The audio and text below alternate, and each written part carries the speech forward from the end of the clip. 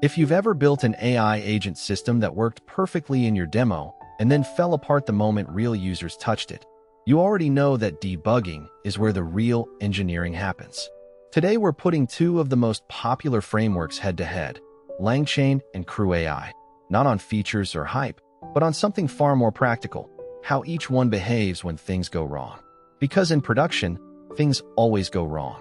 Let's start with LangChain, which has been around long enough to have a mature, if sometimes overwhelming, debugging story. The single most useful thing LangChain offers is its tracing through LangSmith. When a chain fails, you can open up a trace and see every single step. The exact prompt that was sent, the tokens consumed, the intermediate outputs, and precisely which call through the exception.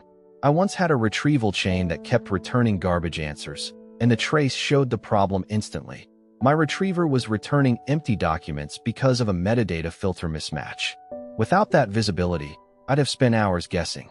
Where LangChain gets painful is the depth of its abstractions. When you stack runnables, agents, and tools together, a stack trace can be 40 lines deep, bouncing through internal callback handlers before it ever reaches your actual code. New developers often see an error and have no idea whether the problem is in their prompt, their tool, or LangChain's plumbing.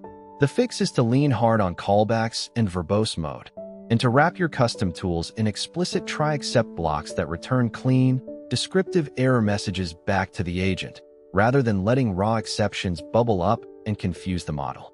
CrewAI takes a different philosophical approach, and it shows up immediately in debugging. Because CrewAI is organized around agents, tasks, and crews, errors tend to be scoped to a specific agent or a specific task. When a task fails, you usually know which agent owned it and what it was trying to accomplish. That higher-level structure makes the mental model cleaner. Turn on verbose mode, and CrewAI gives you a readable log of each agent's reasoning, the tools it chose, and the handoffs between them. For a multi-agent workflow, that narrative is genuinely easier to follow than LangChain's lower-level traces.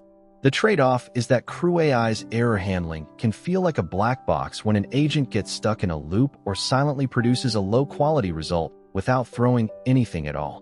There's no exception to catch, just a bad answer. I had a research crew where one agent kept calling the same search tool with slightly reworded queries, burning through API credits without making progress. CrewAI didn't error, it just kept going. The solution was setting explicit max iterations, adding timeouts, and writing validation logic into the task's expected output so a malformed result gets rejected and retried rather than passed downstream. So how do they actually compare in real projects? LangChain gives you surgical, granular control and unmatched observability through LangSmith at the cost of complexity and steep stack traces. CrewAI gives you intuitive, role-based debugging that's easier to reason about, but it can hide failures that don't manifest as hard exceptions. If your system is a complex pipeline with many discrete steps, LangChain's tracing will save you. If it's a collaborative multi-agent workflow, CrewAI's structure will keep you sane. My honest recommendation is to instrument early, regardless of which you choose.